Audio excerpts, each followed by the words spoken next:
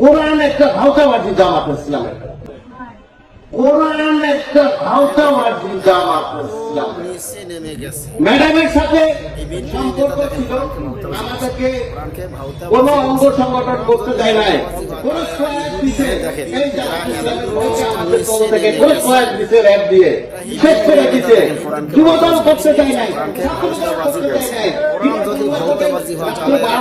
Madam আসছে খুলে না, ম্যাডাম কি হয়েছে, তার এক ছেলে আছে,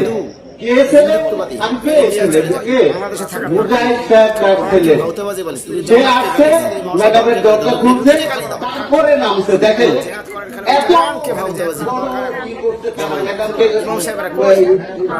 সম্মান দিচ্ছে, তারা এইভাবে তারা দখল করে নিচ্ছে। ওই সময় ম্যাডামের ওই সময় তারা দখল করে এসছে, সামনের কাতারে সব দখল করে আছে, বিএনপিদের কোনো পাত্তা ছিল না। আর তারা এখন কয় মহিলাদের নেতৃত্ব কি না যায় না।